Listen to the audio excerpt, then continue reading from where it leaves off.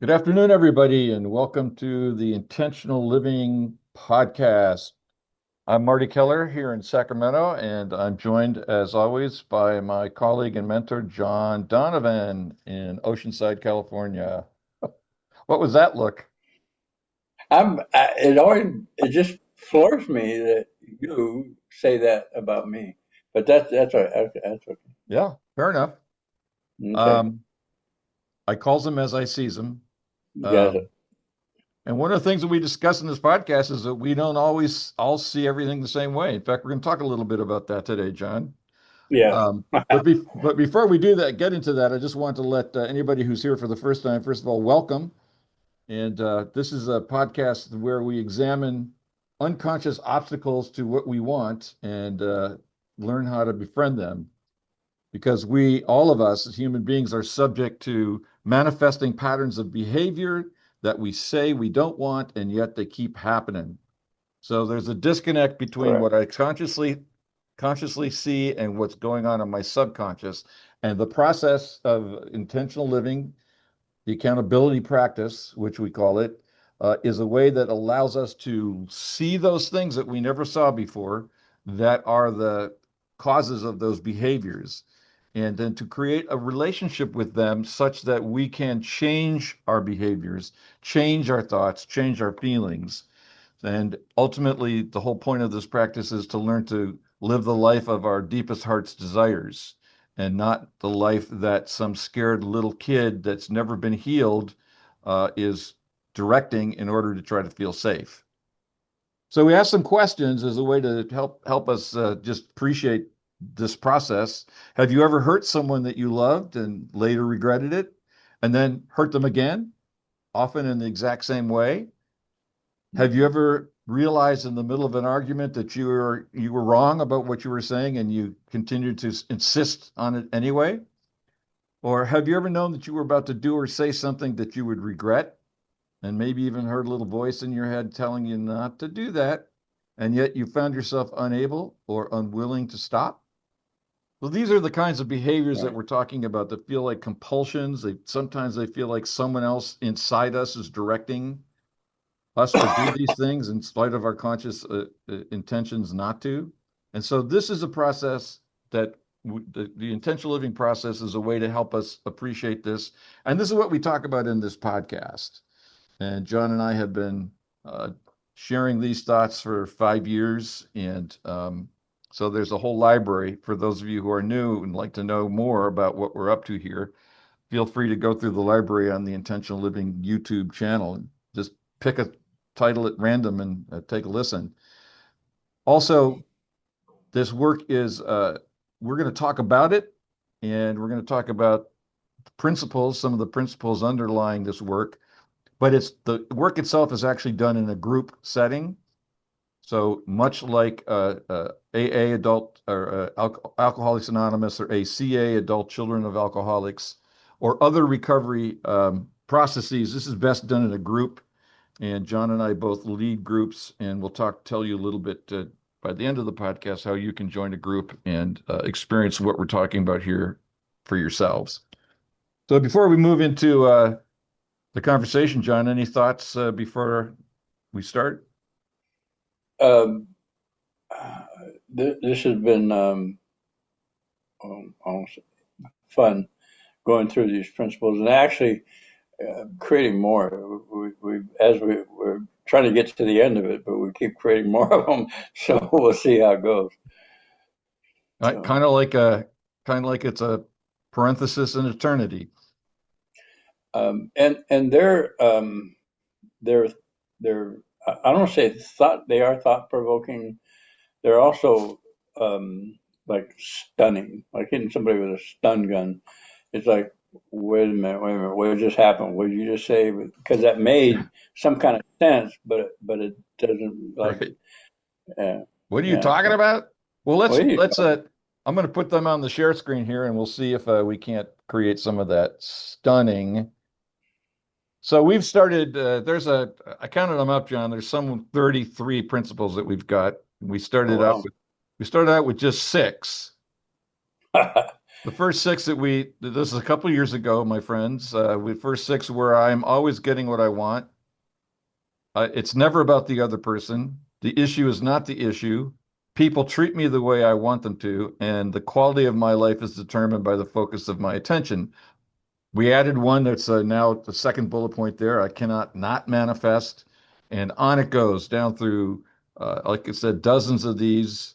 And we've done a podcast on each one of these. So anybody who would like to delve more deeply into any of these, please feel free to consult the earlier podcast that we did. And last time we did Nobody Needs My Help. And Hmm. so the next one up here is abstain from, I think is related to Nobody Needs My Help. Abstain from unsolicited advice, opinions, judgments, or contesting questions.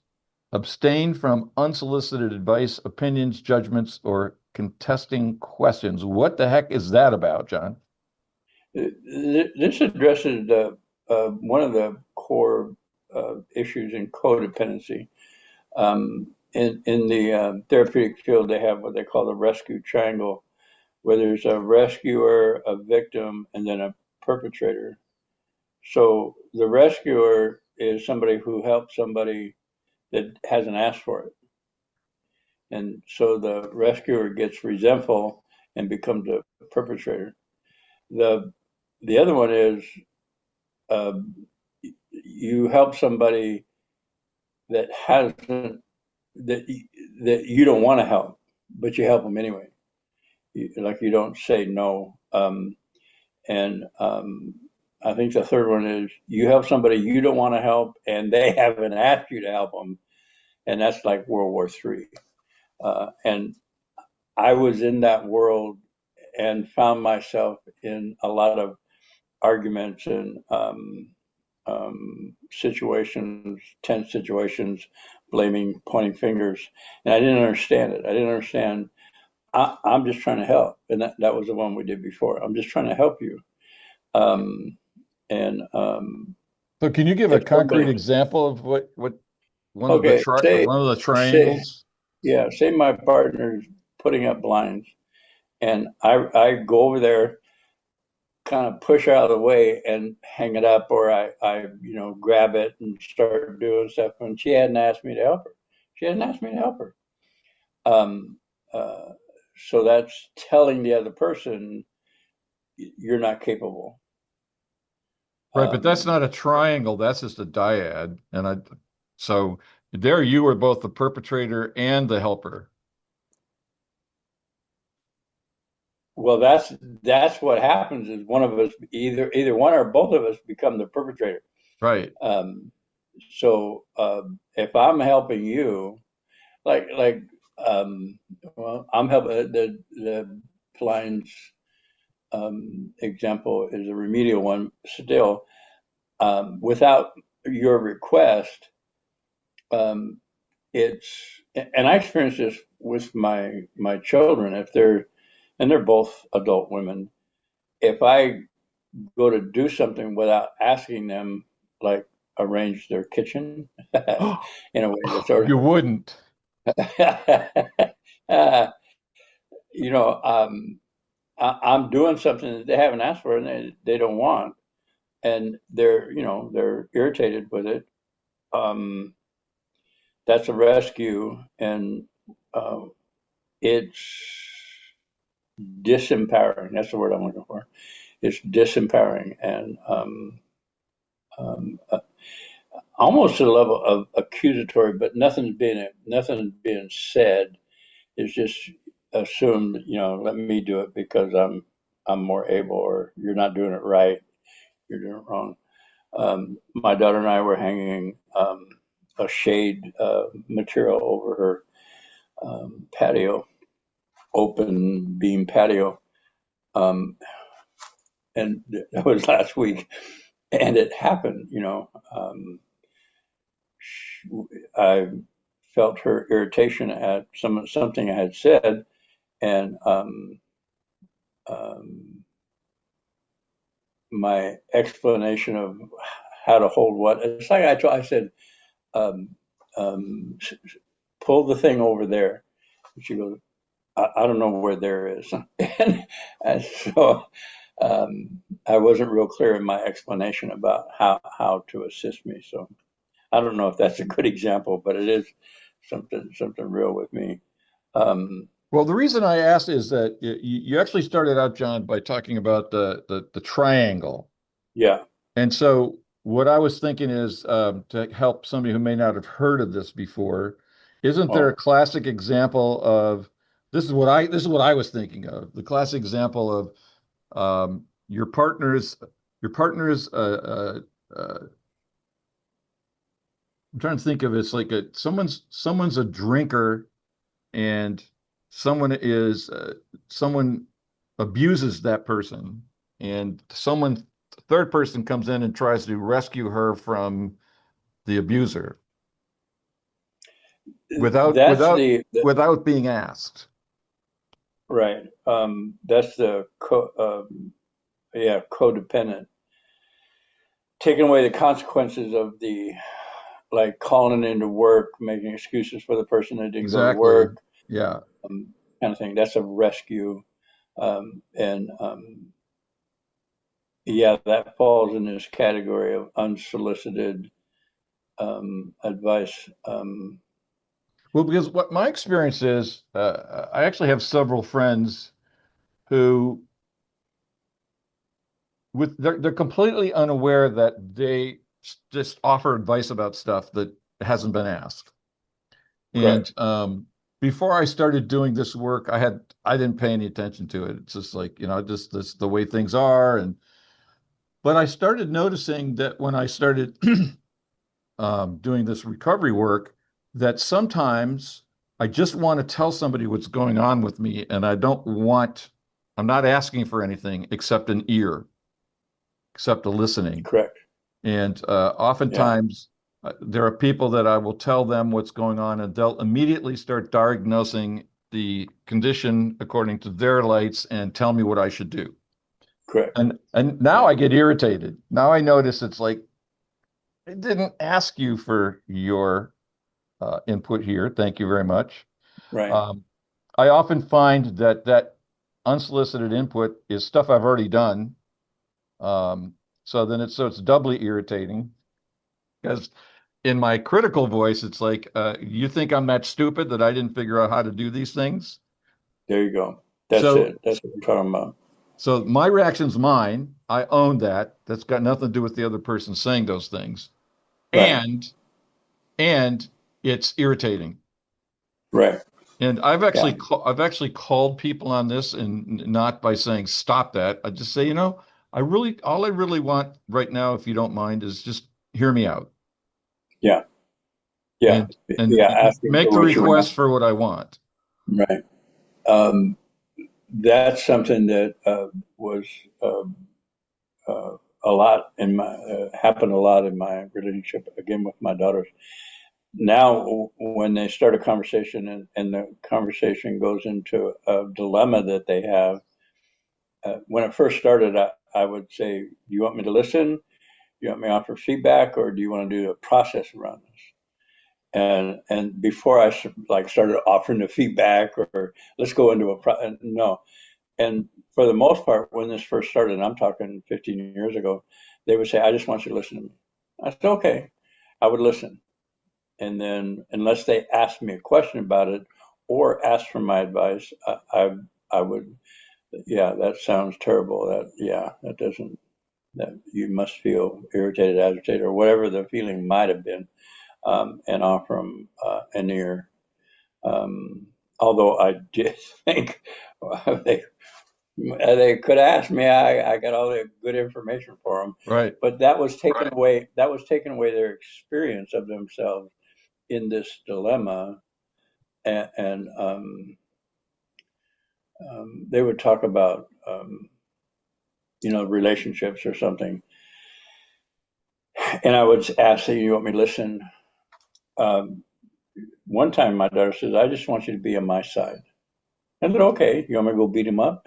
And we started, and that became a joke with us. It became Right. lightning, a thing that lightened it up because they would say he did it, he did that, and I go, oh, that rat. Do you want me to go beat him up? And then we'd start laughing.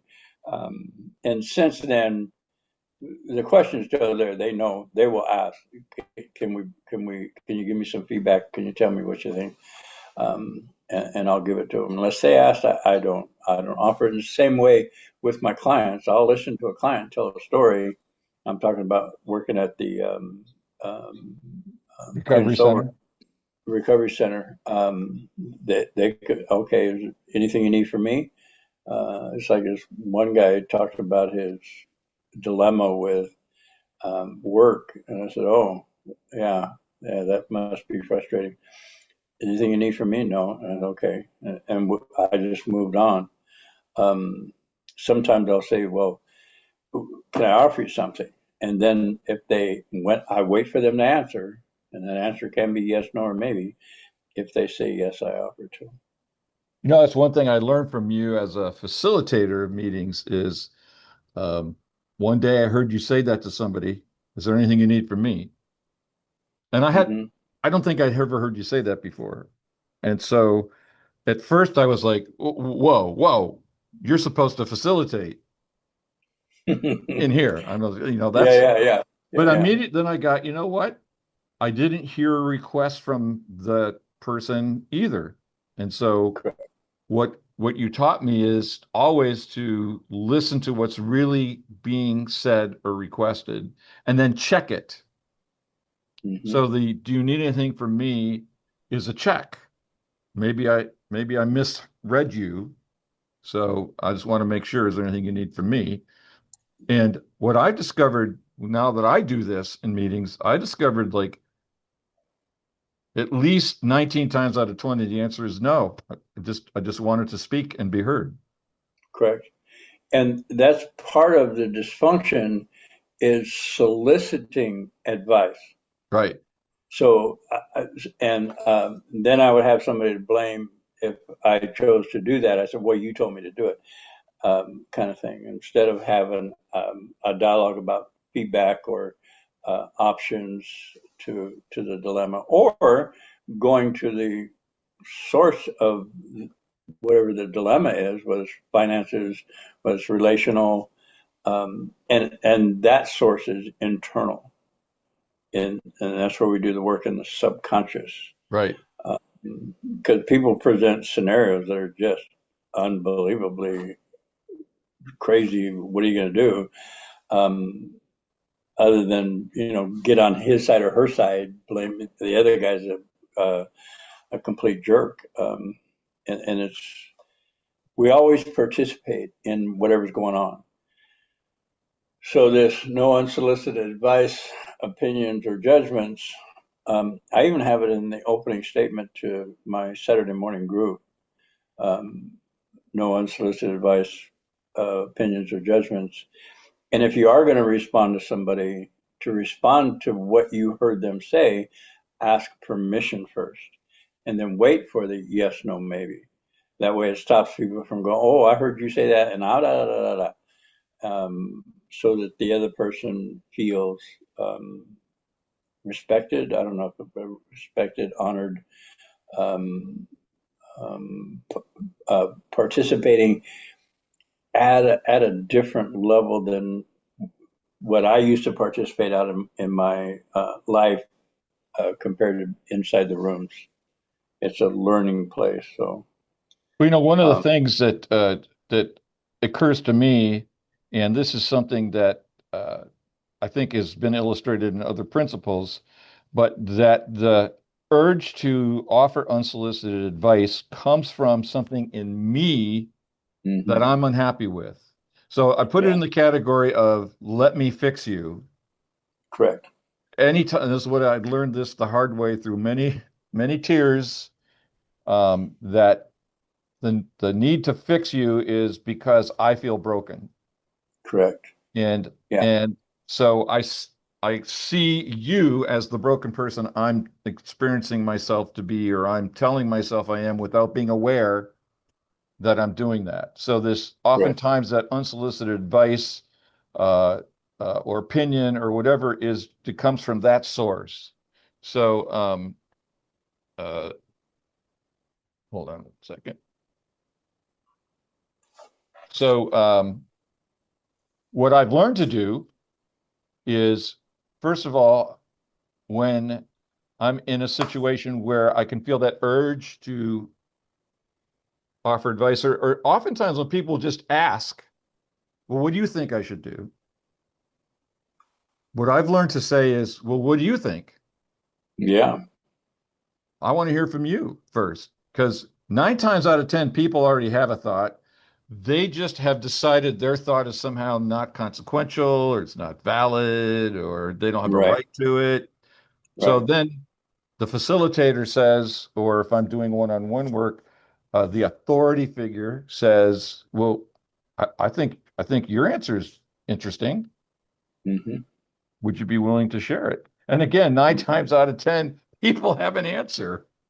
Hmm. It's like, oh, you mean I can have my own answer? So, well, I don't know. Why don't you offer it and let's see. Yeah. And it's generally moving from the belief or perception of victimization to a participant in whatever the Right. exchange is. Exactly. And we've gone over other principles where we say other people treat me exactly the way I asked them to treat me, and then try to not try but ferret out how that works Right. in the subconscious, how that, and that's the childhood reality. The childhood reality was you were a victim. The childhood reality was you were dependent on them, codependent. And those realities became beliefs because as you grew out of your childhood, you were no longer a victim, but the idea of victimization was set in place. So you keep struggling with that, even though it's not an issue anymore. You have a voice, and that's a when I work with people and they discover that they have a voice, that they can say no, I could say no, I could say no, I could say no. It's like, yes, you can say no. And it's a complete sentence. You can explain if you want to, depending on who you're with and what the level of relationship is. Not necessary. No is a complete sentence. I think Um, I think that the I don't know if we have a principle about this, but it's as if there's a principle that basically says we honor each other as whole, complete, and perfect. And so if I'm honoring you as whole, complete, and perfect, then I'm honoring you as the source of your life. And that if you want to create something, I believe you have the power to do it. I'm seeing you as powerful. Now, you may not see correct, yourself as powerful, correct, but one of the another reason I no longer want to offer unsolicited advice, opinion, or judgment to anybody is because I see people as whole, complete, and perfect, and they don't need anything from me unless they ask. unless they ask If they for ask, that's clarification. different. That's voluntary. That's out of their conscious choice. It's not because I Mhm. try to manipulate, coerce, control them because I have some need to feel something. Right. And so, And for me, it was missing vital information that I didn't get as a child, or the foundational information about who I am and my own capacity for self-reliance and advocacy. Children can't advocate for themselves. So no, again, that reality becomes a belief. Well, yeah, you do have a voice, and a lot of people I've talked to, they'll have an emotion or feeling and it'll get right here and then stop. And the vocal cord, that sixth chakra, that's they lost or somebody took it from them or they gave it away to survive their childhood and then struggle with it in their adulthood when it's always been there. They just forgot about it. yeah, I've literally had that experience back when you and I first started working together, feeling something rise to the throat and then be Boom, stopped. just go away. Yeah. Yeah. So, also this puts me in mind of there's a classic story. I don't know if you remember it in the first chapter of The Road Less Traveled, Scott Peck. Mm. And he was talking about he was doing his psychiatric training at a military hospital. And Yeah. he was put in charge of the floor or the group or whatever, the cohort. And he was having problems he couldn't figure out to do. So he went to his superior, his commanding officer, and he said, I was complaining to the commander about these problems that I had, and he listened to me, and then he looked at me and he said, "Yes, Scotty, you have a problem."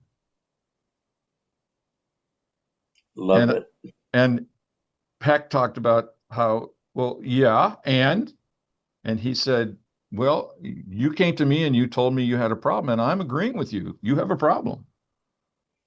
Because he was expecting the CO to tell him how to solve the problem. Correct. And the CO didn't play the game. The CO just said, "Yes, yeah, you've got a problem there, buddy." Yeah. Yes, that's true. So Peck talked about this as a life lesson that he learned as a young resident in the psychiatric school or ward about, Hmm. first of all, asking for help if you want it, and then Hmm. second of all, not assuming that other people are going to solve your problems for you. Correct. So Yeah. that CO of his had that discipline to offer no unsolicited advice or judgment or opinion. Opinion. Yeah. Yeah. He just agreed with Scott Hmm. or with Peck. So Hmm. fascinating, fascinating. Yeah. Yeah. So is there anything else we want to say about this particular I think we um, covered it. We'll next week get the next one. What is the next one, by the way? uh next one is what I feel determines what I perceive. Okay. Yeah. We'll have plenty to talk about. We might have That's something a to say about that. mind bender. Okay, friends, stay tuned for that one next week. As I said at the beginning of the podcast, we do this work to illustrate these principles and to experience them in action. We do the work in group, and John facilitates a group on Saturday mornings, Pacific time. I facilitate one on Wednesday afternoons, Pacific time, and two of our colleagues facilitate Monday night and Thursday night, respectively. And the information on the specific times and the Zoom rooms, because they're all done on Zoom, will be at the end of the podcast. So please feel free to join us and ask questions or just observe whatever you're moved to do, and see how you too can learn to befriend, to become aware of and then befriend those unconscious feelings and obstacles, and create the life that you really want to live.